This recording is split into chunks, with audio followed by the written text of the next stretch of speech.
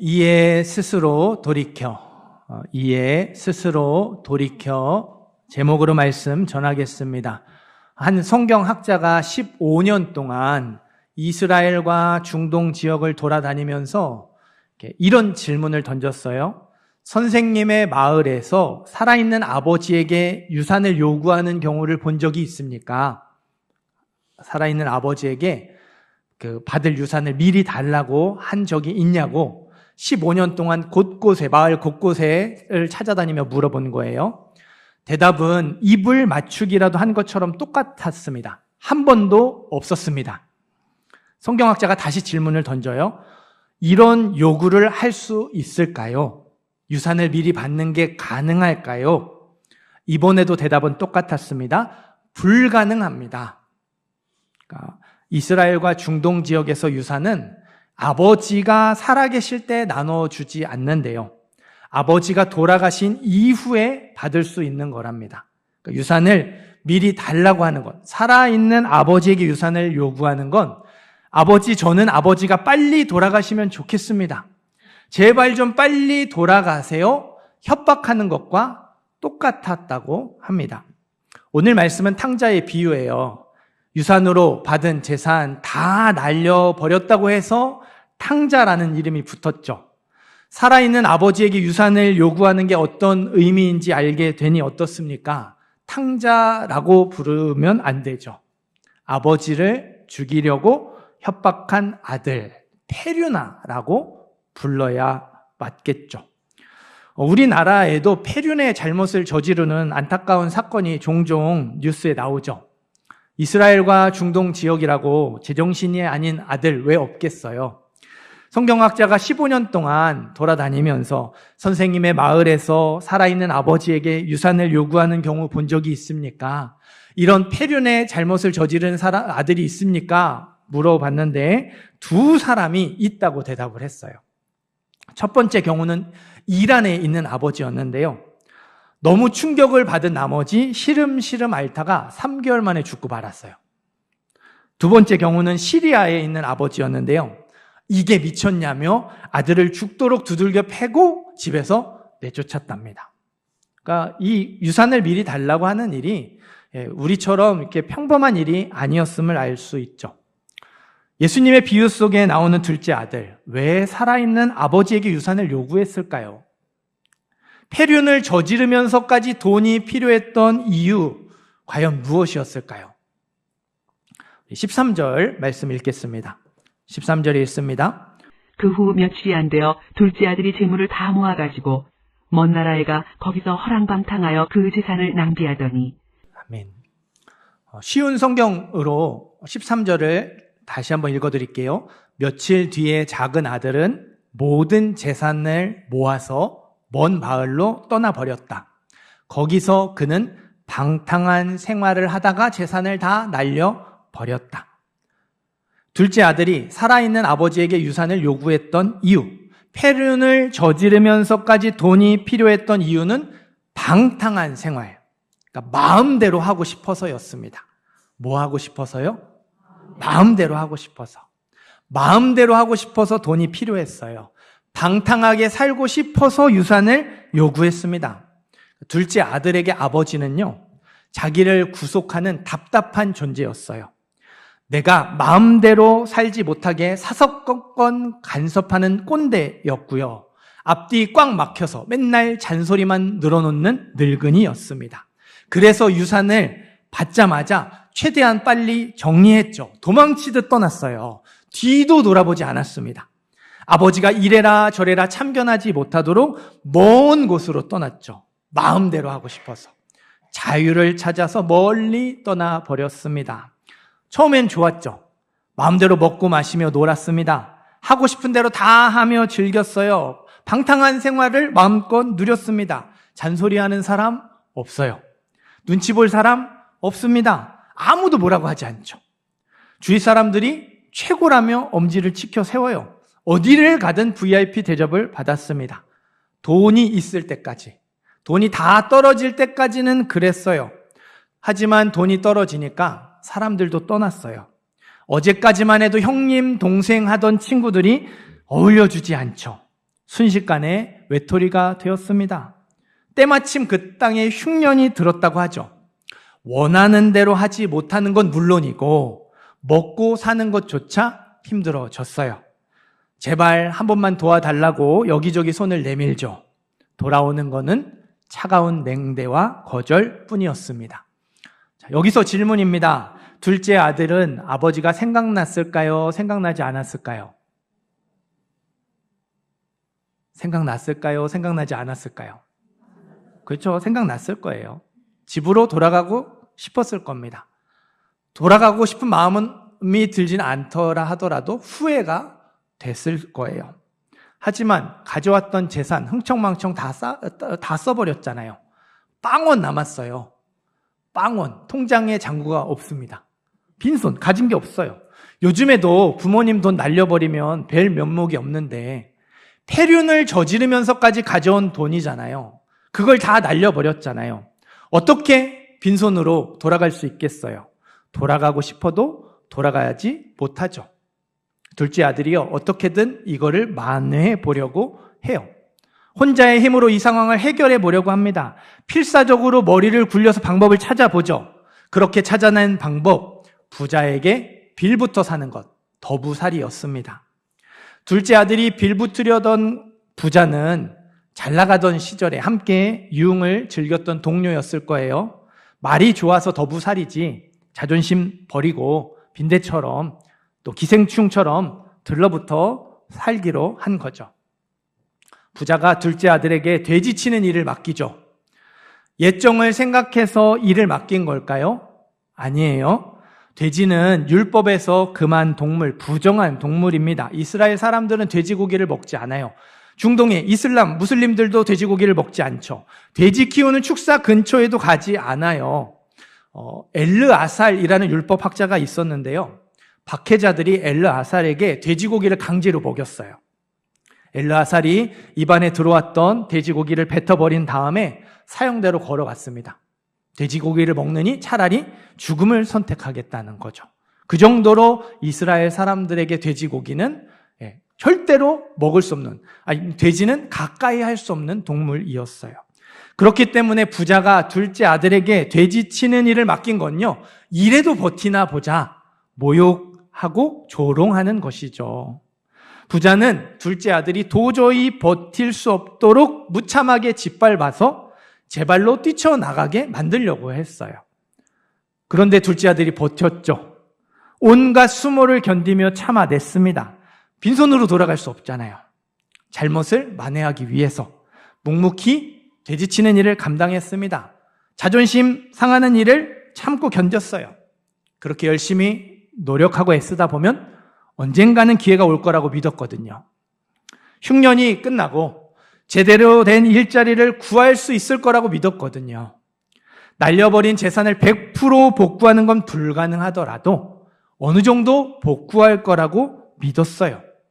그러나 현실은 가혹했습니다. 부자가 둘째 아들을 더 매몰차게 대했어요. 일감을 더 많이 주고 일당은 이전보다 훨씬 더 적게 줬습니다. 둘째 아들이 점점 거지꼴이 되어갔죠. 하루는 배가 너무 고팠어요. 돼지가 먹는 쥐엄 열매, 돼지 사료라도 먹으려고 했습니다. 하지만 돼지 사료도 먹지 못했어요. 16절을 보세요. 그가 돼지 먹는 쥐엄 열매로 배를 채우고자 하되 주는 자가 없는지라. 주는 자가 없는지라. 돼지에게 줄지언정 너에게는 줄 수 없다며 둘째 아들을 비웃음거리로 만든 거죠. 더 이상 버틸 수가 없었어요. 온갖 수모를 참아내며 붙들었던 믿음, 이 재기의 소망이 와르르 무너지고 말았습니다. 자리를 박차고 뛰쳐나갔죠. 자, 17절도 읽어볼게요. 17절 읽습니다. 이에 스스로 돌이켜 이르되 내 아버지에게는 양식이 풍족한 품꾼이 얼마나 많은가. 나는 여기서 줄여 죽는구나. 아멘. 이에 스스로 돌이켜. 오늘 설교 제목이죠. 영어 성경은 이 부분을요, 제정신으로 돌아왔다, 이렇게 번역해요. 제정신으로 돌아왔다. 철저하게 인생의 바닥을 경험하고 나서야 둘째 아들이 제정신으로 돌아왔습니다. 모든 것을 잃어버리고 모든 소망이 끊어진 자리에서 비로소 정신을 차렸다는 거죠. 사실 둘째 아들은 이미 잘못을 깨달았어요. 잘못을 깨닫지 않았다면 빈손이었을 때도, 흉년이 들었을 때도 계속 그냥 되는 대로 살았을 거예요. 근데 자기가 잘못했다는 걸 깨닫고 자존심 버리고 그런 일, 되지치는 일 열심히 감당했잖아요. 그런데 성경은 이제서야 제정신으로 돌아왔다고 말합니다. 잘못은 진작에 깨달았는데 이제서야 제정신으로 돌아왔다고 하는 거예요. 이게 성경의 의도거든요. 둘째 아들이 제정신이 아니었을 때 아버지를 어떻게 생각했죠? 아버지는 자기를 구속하는 답답한 존재였죠. 아버지 집안에 있으면 자기가 마음대로 살 수 없어요. 아버지가 마음대로 하지 못하도록 사사건건 간섭하는 꼰대, 앞뒤 꽉 막혀서 맨날 잔소리만 늘어놓는 늙은이였거든요. 그런데 제정신이 돌아왔을 때 둘째 아들이 떠올린 아버지 어떤 분인가요? 품꾼에게도 넉넉하게 대하는 자비로운 주인이죠. 사랑이 많은 분입니다. 나를 구속하는 존재, 나에게 맨날 하고 싶은 걸 못하게 막는 그런 존재가 아니라 품꾼에게도 사랑을 베푸는 자비로운 분이라는 걸 알게 됐죠. 아버지에 대한 생각이 달라졌기 때문에 성경이 스스로 돌이켰다고, 제정신으로 돌아왔다고 말하는 거예요. 여러분, 종과 품꾼은 달라요. 종은 주인의 집에서 먹고 자며 생활을 해요. 요즘으로 치면 대기업 정규직이죠. 사고 안 치면 정년까지 일할 수 있어요. 품꾼은 필요할 때마다 한 번씩 불러서 허드렛 일 시키는 사람이거든요. 요즘으로 치면 일용직 잡부죠. 기술이 없으니까 그냥 그때그때 불러다가 쓰는 사람. 자리가 나야지 겨우 그날 일할 수 있는 거예요. 그러니 주인이 품꾼을 어떻게 대하겠어요? 막대하죠. 일당을 후려치는 건 기본이고요. 실컷 부려먹고 그냥 내쫓는 경우도 많았어요. 둘째 아들이 부자에게 그런 취급을 당하다가 결국 뛰쳐나온 거잖아요. 그러나 아버지는 달랐습니다. 내 아버지에게는 양식이 풍족한 품꾼이 얼마나 많은가. 아버지는 품꾼에게도 꼬박꼬박 일당을 줬어요. 원래 받아야 할 목보다 많이 후하게 주었습니다. 받을 자격이 없는 자에게 아까워하지 않고 은혜를 베풀어 주는 분이었어요. 제정신으로 돌아온 둘째 아들은 아버지에 대해 잘못 생각하고 있었다는 사실을 깨달았죠. 아버지는 달랐는데, 아버지는 이렇게 하지 않았는데 내가 그동안 아버지를 오해하고 있었구나.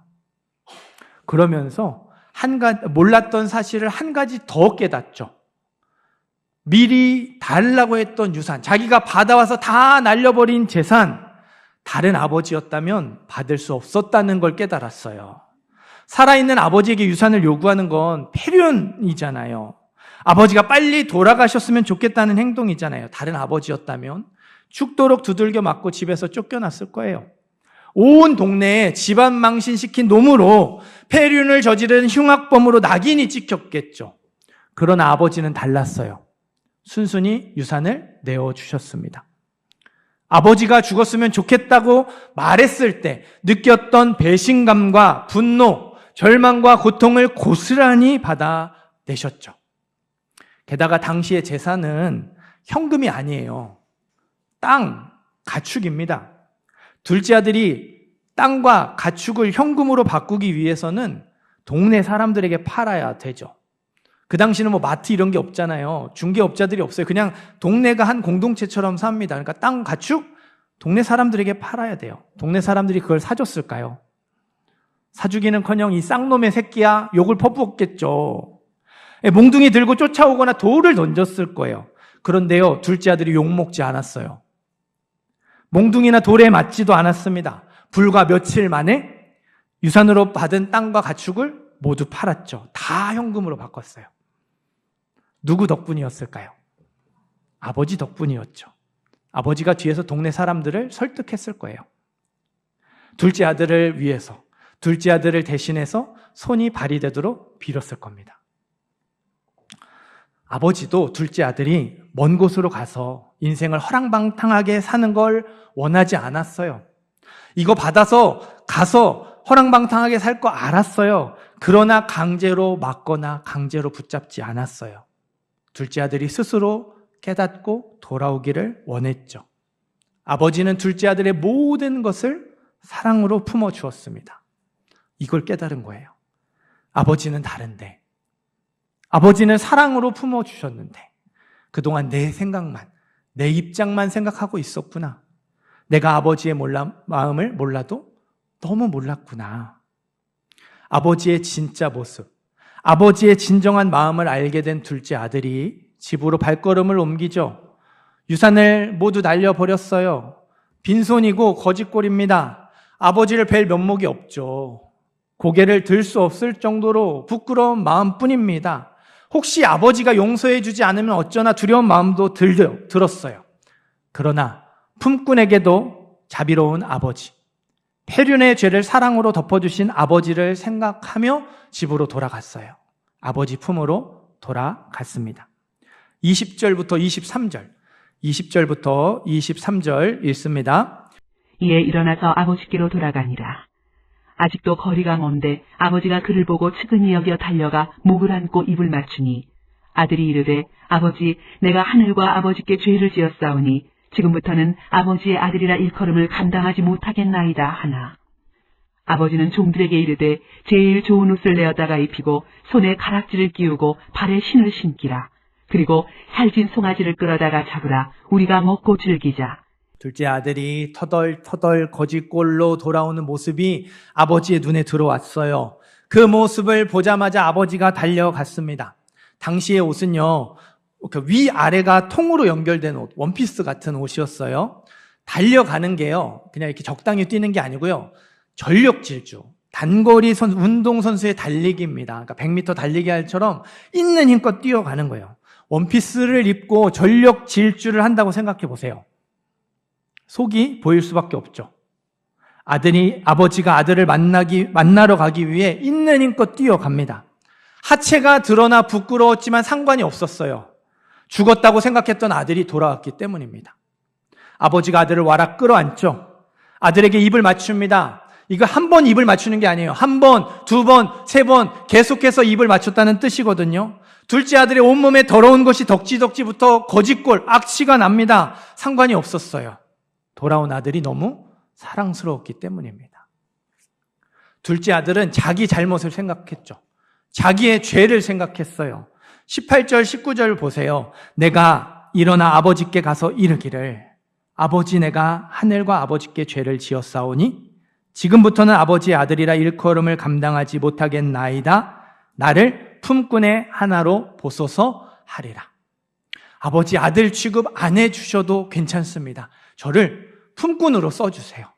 평생 속지 않은 마음으로 살겠습니다. 싹싹 빌 작정으로 돌아왔어요. 그럴 마음으로 돌아왔어요. 그러나 아버지는 달랐어요. 둘째 아들의 말을 중간에서 잘라버리죠. 아버지 내가 하늘과 아버지께 죄를 지었사오니 지금부터는 아버지의 아들이라 일컬음을 감당하지 못하겠나이다. 둘째 아들이 잘못을 인정하고 죄를 고백하니까 더 이상 듣지 않아요. 종들을 시켜서 제일 좋은 옷을 입히고 발에 신을 신기죠. 아들의 더러운 모습을 가려 주었어요. 그러고는 손에 가락지, 반지를 끼워주죠. 저는 이 장면에서 큰 감동을 받았어요. 애굽왕 바로가 요셉을 총리 대신으로 임명할 때 손에 끼고 있던 반지를 요셉에게 주거든요. 에스더에 보면 바사왕 아하수에로가 모르드게를 2인자로 임명할 때에도 손에 끼고 있던 반지를 모르드게에게 줍니다. 반지가요, 그냥 반지가 아니에요. 인감도장 같은 거예요. 받은 유산을 다 날려버리고 빈손으로 돌아온 아들에게 인감도장을 지어줍니다. 다시 재산을 맡기는 거죠. 여러분이 아버지라면 거짓골로 돌아온 아들에게 인감도장을 맡기시겠습니까? 맡기실 거예요? 네. 남은 재산마저 또 들고 가면 어떡해요? 못 맡겨요. 차라리 고양이에게 생선을 맡기고 말지 절대로 못 맡깁니다. 아무리 미워도 아들이니까 용서해 줄 수 있어요. 정말 괘씸하지만 아들이니까 받아주고 내쫓지 않을 수 있습니다. 하지만 재산을 맡기는 건 다른 문제예요. 정말로 뉘우쳤는지, 진짜로 마음을 고쳐 먹었는지, 다시는 안 그러는지 시간을 두고 확인하겠죠. 그거를 그렇게 확인하고 또 확인한 후에 믿을 만한 판단이 섰을 때 비로소 재산을 맡길 거예요. 그것도 전부가 아니라 일부를 맡기겠죠. 그게 사람들이 신뢰를 회복하는 과정이에요. 그러나 아버지는 달랐죠. 아들이 돌아온 그 자리에서 인감도장을 줬어요. 남은 재산 전부를 맡겼습니다. 아들이 돌아온 그 자리에서 전적으로 믿어주죠. 아무 조건 없이 용서해주고 예전의 모습으로 회복시켜 주었습니다. 살진 송아지를 잡아서 마을 잔치를 열죠. 동네 사람들과 함께 기뻐하고 즐거워합니다. 무슨 자랑거리라고 동네 잔치를 엽니까? 아버지에게 중요한 건 아들이 다시 집으로 돌아온 거였거든요. 아버지 품을 떠났던 아들이 아버지 품으로 돌아온 것, 아버지에겐 이게 제일 중요했어요. 이게 제일 기뻤어요. 그래서 아무 조건 없이 아들을 용서해 주었고 믿어 주었고 회복시켜 주었습니다. 사랑하는 성도 여러분, 오늘 말씀에 나오는 아버지의 모습이요, 저와 여러분의 아버지가 되시는 하나님의 모습입니다. 우리는 오늘 말씀을 탕자의 비유라고 불러요. 아니에요.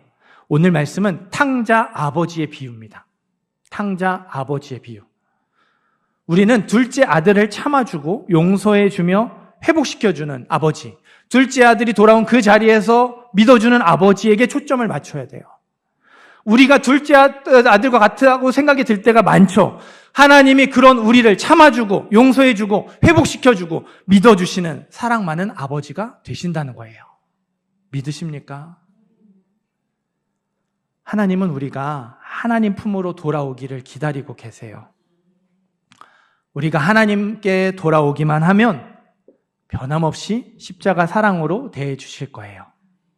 아들을 보자마자 달려가서 끌어안고 입을 맞췄던 아버지처럼 우리를 품에 안아주시고 내가 너를 사랑한다 말씀해 주실 겁니다. 의의 옷을 입혀주시고 의의 신을 신겨주셔서 우리의 죄를 깨끗하게 씻어주실 거예요. 우리의 손에 반지를 끼워주시며 믿어주시고 회복시켜 주실 거예요. 또다시 기회를 주시고 또다시 일을 맡겨주실 거예요. 살진 송아지를 잡아 잔치를 열어 기뻐했던 아버지처럼 우리를 기뻐하실 겁니다. 뭐 하기만 하면요? 돌아오기만 하면. 둘째 아들처럼 돌아오기만 하면 하나님이 아무 조건 없이 우리를 용서해 주세요. 하나님이 아무 조건 없이 그 자리에서 우리를 회복시켜 주십니다. 그게 저와 여러분을 향한 하나님 아버지의 사랑이에요. 사실 우리는 이렇게 아무 조건 없는 사랑, 아무 조건 없는 용서를 받아본 경험이 없어요. 그러다 보니까 용서를 받으려면 그에 걸맞는 무언가를 해야 한다고 생각하죠. 눈물 콧물 흘려가며 진심으로 뉘우치고 정말 마음 아파하면서 다시는 그거를 반복하지 않겠노라 다짐해야 한다고 생각해요. 그렇게 하지 않는 모습을 보여줘야 한다고 생각해요. 맞죠? 진정한 회개에는 슬픔과 애통과 같은 감정의 변화가 있어요. 내가 삶을 돌이키고 죄를 버리는 그런 삶의 모습이 있어요. 하지만 여러분, 그렇게 했는데 상대방이 용서해주지 않으면 어떻게 하죠? 손이 발이 되도록 빌었어요. 눈물 콧물 흘리며 싹싹 빌고 다시는 그렇게 하지 않는 모습을 보여줬어요. 그래도 상대방이 용서해주지 않으면 어떻게 되나요? 용서받지 못하는 거죠. 용서는 나의 어떠함에 달려있지 않아요. 용서는 용서받는 사람에게 달려있지 않습니다. 용서해주는 사람에게 달려있어요. 용서받으려는 사람이 열심히 노력해서 받아내는 게 아니라 용서해주는 사람이 해주고 싶어서 용서해주는 겁니다. 용서해주고 싶은 사람이 용서받는 사람의 노력이 조금이어도 내가 원하면 용서해주는 거예요. 내가 원하지 않으면 상대방이 많이 공을 들이고 정성을 들여도 안 해주죠. 우리가 아직 죄인 되었을 때에 그리스도께서 우리를 위하여 죽으심으로 하나님께서 우리에 대한 자기의 사랑을 확증하셨느니라. 확실한 증거로 보여주셨어요. 하나님은 우리가 죄인이었을 때에 예수님을 우리 대신 십자가에 죽게 하셨어요. 우리가 하나님께 죄를 용서해 달라고 하기도 전에 먼저 예수님을 우리 대신에 십자가에 죽게 하셨어요. 우리의 죄를 용서해 주시려고 예수님을 십자가에 죽게 하셨습니다. 하나뿐인 아들의 죽음, 그 생명의 값을요, 여러분 눈물 콧물 흘리며 진심으로 뉘우친다고 얻어낼 수 있겠습니까? 없어요. 정말 마음 아파하면서 다시는 그걸 반복하지 않는다고 얻어낼 수 있을까요? 아닙니다. 우리가 하나님께 용서를 얻어내는 게 아니에요. 하나님이 우리를 용서해 주시는 거예요. 하나님이 우리의 모든 죄를 아무 조건 없이 용서해 주기로 하셨어요. 그렇게 마음을 먹으셨어요. 그렇게 하시려고 예수님을 우리 대신에 죽게 하셨죠. 예수님의 십자가 죽음으로 우리의 모든 죄값을 다 지불하셨어요. 예수님의 십자가 때문에 우리가 하나님께 돌아오기만 하면 하나님은 우리의 모든 죄를 아무 조건 없이 용서해 주십니다. 예수님의 십자가가 있기 때문에 우리가 하나님께 돌아오기만 하면 하나님이 그 자리에서 바로 우리를 믿어주시고 회복시켜 주세요. 그게 저와 여러분을 향한 하나님 아버지의 사랑입니다. 혹시 이 자리에 둘째 아들처럼 하나님을 오해하는 분들이 계십니까? 하나님이 내 마음대로 살지 못하도록 나를 불편하게 하는 분, 나를 구속하는 분, 나의 길을 막아서는 분, 내가 하나님의 뜻대로 살면 왠지 내가 하고 싶은 것들은 하나도 하지 못할 것 같은 그런 마음 드는 분 계십니까? 그게요, 둘째 아들처럼 집을 떠났다는 증거예요. 하나님을 떠나서 허랑방탕한 삶을 살고 있다는 증거입니다. 모든 것을 잃어버리고 모든 소망이 끊어지기 전에 빨리 돌아오셔야 돼요. 나쁜 짓을 하는 게 죄가 아니에요. 마음대로 살기 위해서 하나님을 떠나는 게 죄입니다. 하나님 없이 내 마음대로 살았던 그 시간들, 그 삶 자체가 바로 죄예요. 회개도 마찬가지입니다. 눈물 콧물 흘리며 하나님 잘못했습니다 고백하는 것이 회개가 아니에요. 정신을 차리고 다시 하나님의 품으로 돌아오는 것이 회개예요. 하나님이 나를 구속하는 분이 아니라 하나님이 나를 사랑하는 분이라는 걸 깊이 깨닫고 하나님이 나를 정말 잘 살 수 있도록 인도해 주시는 분이라는 걸 깨닫고 내 마음대로 살고 싶은 마음을 하나님께 드리는 것이 진정한 회개의 시작이에요. 진정한 회개에는 하나님에 대한 생각의 변화가 있어요. 진정한 회개에는 하나님을 떠난 삶이 얼마나 비참하고 공허하고 외로운지에 대한 뼈아픈 고백이 있습니다. 내 마음대로 살고 싶어서 하나님 떠났는데 이게 너무 공허합니다. 이게 너무 비참한 겁니다. 이게 너무 힘든 겁니다. 이제서야 알게 되었습니다. 뼈아픈 고백이 있어요. 진정한 회개에는요, 하나님의 은혜 없이 한순간도 살 수 없음을 진심으로 인정하는 두 손 드는 항복의 고백이 있어요. 하나님의 품을 떠난 우리가 가장 많이 듣는 말이 뭐죠? 세상의 소리입니다. 네가 좋은 사람이라는 걸 보여줘. 네가 사랑받을 자격이 있다는 걸 한번 증명해봐. 세상은요, 무엇 한다면 이라는 조건과 자격으로 가득 차 있어요. 잘생겼다면, 예쁘다면, 똑똑하다면, 돈이 많다면, 재능이 있다면, 일을 잘한다면, 힘이 있다면, 유명하다면 사랑받을 자격이 있다고 말하죠. 이런 것들이 있어야 좋은 사람이라고 말해요. 하지만 이러한 자격과 조건을 갖춘다는 건 불가능하죠. 조건을 갖췄다고 생각하는 순간 더 좋은 조건을 가진 사람들이 보이거든요. 자격을 갖췄다고 생각하는 순간 더 많은 자격이 필요하다는 압박을 받아요. 끝이 없어요. 이러한 자격과 조건은 결국 우리를 구속하는 올가미가 되죠.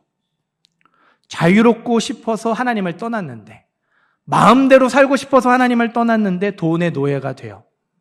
외모의 노예가 되고 성공의 노예가 되고 쾌락의 노예가 되죠. 권력의 노예가 됩니다. 세상의 노예가 돼요. 세상의 목소리에 귀를 기울이며 세상이 말하는 자격과 조건을 갖추기 위해서 애쓰다가 좌절하고 또 애쓰다가 좌절하고 악순환을 반복하죠. 이 악순환이요, 중독으로 이어져요. 일 중독, 알코올 중독, 게임 중독, 음란물 중독, SNS 중독 등등. 중독에 빠질수록 공허함과 외로움이 점점 더 커지죠. 마음의 구멍이 점점 더 커져요. 마음의 구멍이 점점 커지니까 뭘 해도 채워지지 않죠. 더 센 자극, 더 큰 쾌락이 필요해요. 누가 조금만 싫은 소리를 해도 버럭 화를 내죠. 별것 아닌 거절에도 좌절하고 낙담합니다.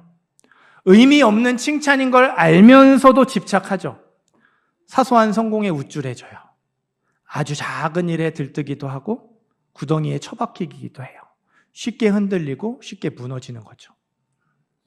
나는 쓸모없는 인간이야. 가치가 없어. 무능하기 짝이 없다고, 보잘것없는 존재지. 이런 나를 누가 사랑하겠어? 이런 생각이 들 때가 얼마나 많습니까? 이런 생각을 들게 하는 일들이 우리의 삶에 수도 없이 일어나요. 바로 그때가 하나님께 돌아가야 할 때예요. 둘째 아들은 전 재산을 잃고 나서야 비로소 아버지 집으로 돌아갈 수 있었어요. 돼지보다 못한 존재가 되었음을 깨달았을 때 비로소 아버지의 품이 얼마나 좋은지를 깨달았습니다. 그 깨달음은 죽음의 길이 아니라 생명의 길을 선택하는 계기가 되었어요. 사랑하는 성도 여러분, 하나님이 우리를 기다리고 계셔요. 하나님은 우리를 마지 못해서 용서해 주시고 마지 못해서 받아주시는 분이 아니에요. 우리를 용서해 주려는 열망이 주체할 수 없을 정도로 가득하신 분이에요.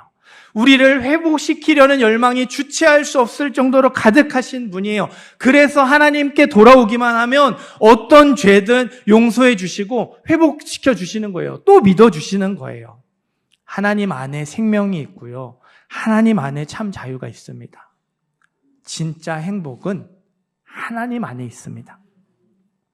죽음의 길에서 돌이켜 생명의 길로 돌아오시기를 바라요. 하나님의 품으로 돌아오시기를 바랍니다. 다시 한번 나의 모든 것을 하나님께 맡기시기를 바라요. 하나님의 품 안에서 하나님의 자녀로 살아가시기를 결단하시기를 바랍니다. 하나님의 품 안에서 하나님의 자녀로 살아가는 모든 성도님들 되시기를 주님의 이름으로 축원합니다.